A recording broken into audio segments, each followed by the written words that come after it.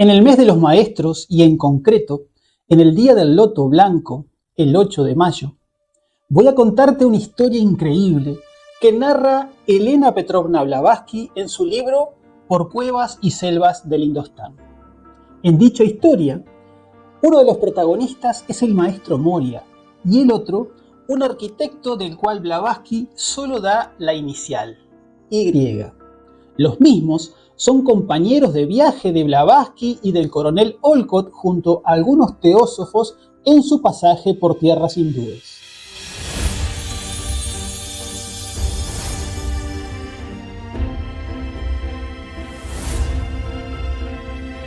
En este libro, Elena Blavatsky llama al maestro Moria como el Thakur Gulab Lal Singh, o también lo llama a veces Gulab Singh o simplemente el Thakur.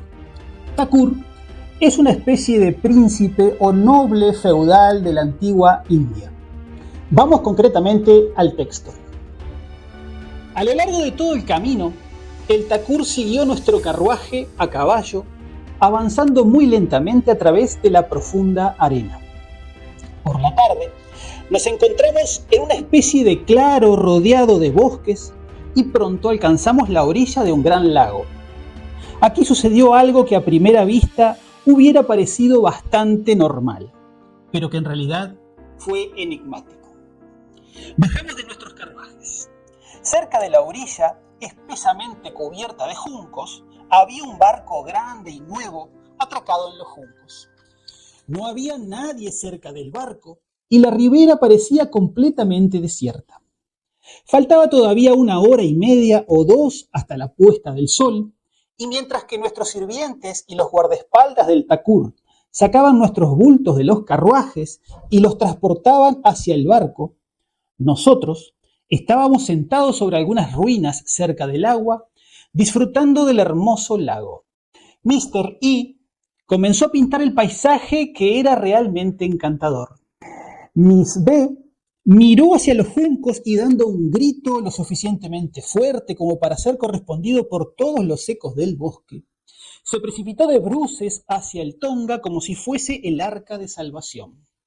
A solo 3 pasos de ella había unas 40 serpientes grandes y pequeñas, y sus brillantes escamas relucían bajo los rayos del sol poniente. El Thakur, que justamente se había sentado encima de una piedra al lado de Mr. que estaba a punto de comenzar con sus dibujos, se levantó y empezó a observar el peligroso grupo de serpientes mientras fumaba tranquilamente su pipa Gargari.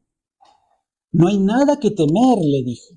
«Si no molesta a un animal, seguro que la deja en paz e incluso huirá de usted lo mismo que usted lo hará de él». Con estas palabras, movió su pipa ligeramente en dirección a la fiesta familiar de las serpientes. Como tocada por el rayo, toda la viva masa se quedó por un momento quieta y luego desapareció rápidamente entre los juncos con fuertes siseos y crujidos. «Bueno, esto es puro mesmerismo», exclamó el coronel, a quien no se le escapó ni un gesto del Thakur, y sus ojos mostraron un brillo especial detrás de sus gafas. «¿Cómo lo hizo Gulab Singh? ¿Cómo se aprende este arte?» «¿Cómo lo hice?», dice el Thakur. «Simplemente las asusté con el repentino movimiento de mi pipa. Aquellas serpientes simplemente salieron corriendo porque se asustaron de mi movimiento dirigido hacia ellas». «Pero señor», dice el coronel, «¿no niega usted que haya estudiado este antiguo arte y posea este don?» «Desde luego que no», dijo el Thakur. «Todo indo de mi fraternidad está obligado a estudiar los misterios de la fisiología y psicología, entre otros secretos que nos dejaron nuestros antepasados. Pero ¿qué pasa? Me temo, mi querido coronel, que usted tiende bastante a ver el más simple de mis actos bajo el prisma del misticismo.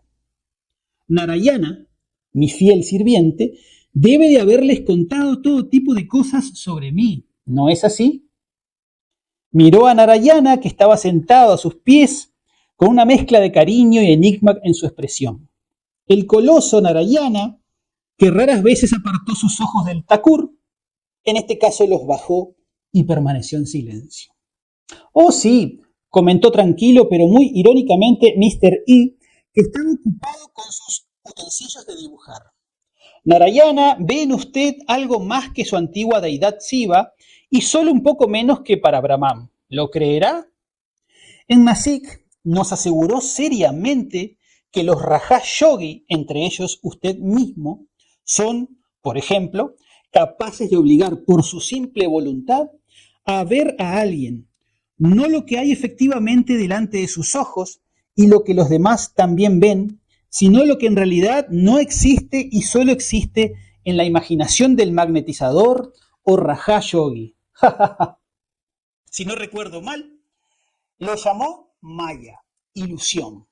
Usted debe haberse reído de Narayana, ¿no es así?, preguntó el Thakur sobriamente, penetrando con sus ojos en las oscuras profundidades verdes del lago.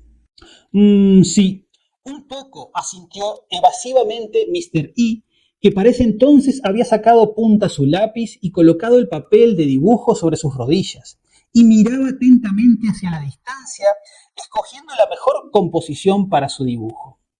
Tengo que confesar que soy un escéptico en estos asuntos. Y conociendo a Mr. E como le conozco, dijo el coronel, puedo añadir que incluso si uno de estos fenómenos le ocurriese a él mismo, él, como el doctor Carpenter, no se lo creería. Oh no, dijo Mr. E. Bueno, sí, puede ser verdad. Podría muy bien ser que no creyese. Y le diré por qué. Si viese algo delante de mí que no existiera o solo existiera para mí personalmente, me parece que por mera lógica tendría que sospechar de mí mismo antes de aceptar una alucinación como algo real. Y para asegurarme de que no estoy loco, antes de permitirme creer que lo que únicamente yo veo es no solo real, sino el reflejo del pensamiento dirigido por la voluntad de otro hombre, un hombre que de esta manera manipula por cierto tiempo mi nervio óptico y mi cerebro. ¡Qué tontería! ¿Hay alguien que me puede hacer creer que existe en este mundo un magnetizador o Raja Yogi que pueda forzar a otro, digamos, a mí mismo, a ver lo que a él le gusta y no lo que veo yo y sé que otros también ven? Aún así, hay gente que tiene plena confianza en esto, ya que se han convencido de que este don existe, dijo tranquilamente el Thakur. ¿Y qué pasa si la hay? Aparte de ellos, hay 20 millones de espiritistas que creen en la materialización de espíritus. Pero no me incluya a mí entre ellos, dijo Mr. E. Pero usted, sin embargo, cree en el magnetismo animal, ¿no es así?, dijo el Thakur. Naturalmente que sí, dijo Mr. E. Es decir, hasta cierto punto. Pero hay una gran diferencia entre el magnetismo puramente fisiológico y la influencia de un individuo sobre otro. Y no siento la necesidad de pasar de una forma a otra de ver las cosas meramente por una fe ciega. Pero es tan difícil comprender que lo que uno ve, o por lo menos piensa ver en el momento de la alucinación, es el simple reflejo de una imagen creada para este propósito en la mente de aquel que ejerce este poder sobre usted, le dice el Thakur. Creo que para poder comprobar los hechos de un fenómeno así, sería necesario primero adquirir el don de percibir los pensamientos de otra gente y de esta manera hacerse capaz de verificarlos sin equivocarse. Yo no poseo este don. También, dice el Thakur, puede haber otros métodos para convencerse de la posibilidad de este fenómeno. Por ejemplo, si apareciese delante de sus ojos la imagen de un paisaje que en realidad no está ante sus ojos, pero que existiera en un lugar lejano, y ese lugar fuese desconocido para usted, aunque muy conocido para el magnetizador, y fuese justo aquel acerca del cual él le había hablado a los escépticos hacía tiempo, diciendo que sería justamente aquel y no otro el que usted vería y describiría, y luego usted, de hecho, lo describiese muy exactamente, ¿no sería esto una prueba suficientemente clara? No discutiré este punto, aunque tengo mis dudas sobre ello. Pero estoy totalmente convencido al menos de una cosa y la afirmaré en cualquier momento. En el caso de un hombre de perfecta salud y bajo condiciones completamente normales, el magnetismo no puede operar sobre él ni el más mínimo efecto. Médiums y clarividentes son notoriamente gente débil. Quisiera ver a un magnetizador o Raja Yogi influenciarme a mí. Vamos, querido, no se vanagloria, sí, interpuso el coronel, que hasta ese momento había callado. A lo que Mr. E dice: no hay ninguna jactancia de eso, simplemente respondo porque algunos de los mejores magnetizadores europeos han probado sus poderes sobre mí y han fracasado siempre. Es por eso que desafío a todos los magnetizadores vivos y muertos, así como a los Raja Yogis hindúes, a probar sobre mí los encantos de sus fluidos. Todo esto son cuentos de hadas. Mr. E era principiante en nuestra sociedad y negaba la posibilidad incluso de fenómenos tales como los del campo del mesmerismo. Educado en el Real Instituto de Arquitectos Británicos, donde se graduó con medalla de oro, lo dejó como escéptico que desconfiaba de todo. No es sorprendente, pues, que se sintiera molesto cuando la gente le venía con cuentos de hadas. Mr. E dibujaba rápida y diligentemente, levantando de vez en cuando su cabeza para mirar a la orilla opuesta, frunciendo el ceño de una forma particular, totalmente absorto en su trabajo. El Thakur seguía fumando y, en cuanto a mí, estaba sentada en mi silla plegable y observaba cuidadosamente todo a mi alrededor. Pero pronto me vi incapaz de apartar mis ojos de Gulab Lal Singh. ¿Quién y qué es este misterioso hindú?, me pregunté. ¿Quién es este hombre que reúne en sí dos personalidades completamente diferentes? La exterior, para los ojos ordinarios, para el mundo en general y para los ingleses.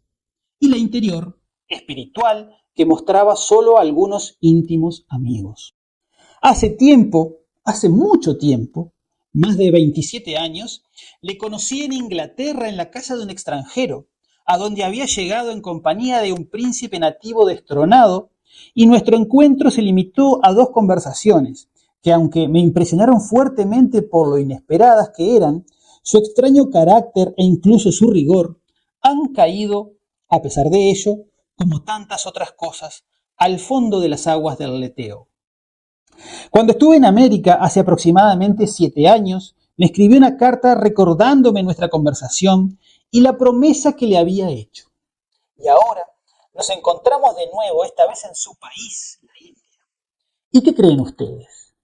¿Había cambiado en todos estos largos años? ¿Había envejecido? En absoluto. Yo era joven cuando le vi por primera vez y ahora me estaba convirtiendo en una mujer mayor. En cuanto a él, era un hombre de alrededor de 30 años en aquellos días y parecía haberse quedado allí desde entonces, habiendo parado el curso del tiempo. Su aspecto impresionante, especialmente su estatura poco común, era tan extraordinario en aquellos días que incluso la pesada y conservadora prensa londinense se puso a escribir sobre él. He terminado, dijo Mr. E a todo esto, con un profundo respiro, recogiendo sus papeles y pinturas. Veamos su obra, insistieron el coronel y Miss B, que acababa de despertarse. Miramos su cuadro recién terminado, que todavía estaba húmedo, y nos quedamos helados de estupefacción. En vez del lago, con su orilla poblada de bosques, perdiéndose en las azuladas y aterciopeladas distancias de las brumas vespertinas, vimos delante de nosotros una encantadora costa marítima. Espesos grupos de altas palmeras, desparramados sobre el arcilloso litoral, protegían un bungalow típico de la región, no demasiado alto y bastante parecido a una fortaleza, con terrazas de piedra y azotea. En su entrada había un elefante y una barca sencilla atada a la costa. Esta estaba meciéndose sobre la cresta de una ola blanca. ¿De dónde demonios sacó esta vista?, exclamó excitadamente el coronel. ¿De qué le sirvió estar sentado al sol para luego pintar cuadros de su imaginación? ¿Qué quiere decir con lo de mi imaginación?, dijo Mr. E, revolviendo sus papeles. ¿Quiere decir que no reconoce mi lago? ¿Qué lago? Debe haber pintado en sueños, dijo el coronel. En este momento todo nuestro grupo se había reunido alrededor del coronel y el dibujo fue pasando de mano en mano. Cuando llegó a Narayana, el sirviente del Thakur, Este hizo una exclamación y se quedó quieto en total asombro. Es Dairy Ball, la residencia del Thakur. Lo reconozco. El año pasado, en la época de escasez, viví 2 meses allí. Yo fui la primera en captar lo que había sucedido, dijo Blavatsky, pero permanecí callada. Después de haber recogido sus cosas, Mr. E se acercó a nosotros con su habitual forma indolente y descuidada, como molesto por los estúpidos espectadores que no reconocían el lago en el mar que estaban mirando. Ahora ya está bien de bromas y fantasías, dijo Mr. E. Es hora de partir, devuélvanme mi dibujo. Pero en cuanto lo cogió y lo miró, palideció terriblemente. Daba pena ver su turbada expresión. Giró una y otra vez el desgraciado trozo de cartón de Bristol hacia todos lados, izquierda, derecha, arriba y abajo, y no podía controlar su asombro. Luego corrió como un loco hacia su carpeta de dibujos que ya había recogido y tirando de los lazos vació todo su contenido, desparramando en pocos segundos cientos de dibujos y hojas sueltas en el suelo como si estuviese buscando algo. Como no encontró lo que quería, miró otra vez su dibujo y cubriendo de repente su cara con sus manos, se dejó caer sobre la arena como desvalido y vencido. Todos estábamos en silencio, intercambiando de vez en cuando nuestras miradas y no haciendo caso del Thakur que ya estaba en el barco y nos llamaban para que nos reuniéramos con él. Mire, Mr. E, dijo amablemente el coronel, con su buen corazón, como si se dirigiera a un niño enfermo. Dígame, ¿se acuerda de haber dibujado esta vista? El inglés permaneció bastante rato en silencio. Por fin contestó con voz ronca y temblorosa de emoción. Sí, me acuerdo de todo. Naturalmente que dibujé esta vista y la dibujé mirando directamente a la naturaleza. Dibujé lo que tenía todo el tiempo delante de mis ojos. Esto es lo más terrible de todo. ¿Y por qué es tan terrible? Es simplemente la influencia momentánea de una voluntad dominante sobre otra menos poderosa, dijo el coronel. Usted sencillamente actuó bajo la influencia biológica para utilizar la expresión de los doctores Carpenter y Crookes. Esto es justo lo que temo, dijo Mr. E. Me acuerdo ahora de todo. Dibujé esta vista durante más de 1 hora. La vi desde el primer minuto en el otro lado del lago y al verla todo el tiempo no encontré nada extraño en ello. Pensé, o más bien me imaginé, que estaba dibujando todo lo que los demás también veían. Había perdido totalmente el recuerdo de la orilla como la había visto antes de todo esto y ahora la veo otra vez. ¿Pero cómo se explica esto? Dios mío, ¿es verdad que estos malditos indos en realidad poseen el misterio de tal poder? Coronel, me volveré loco si he de creer todo esto.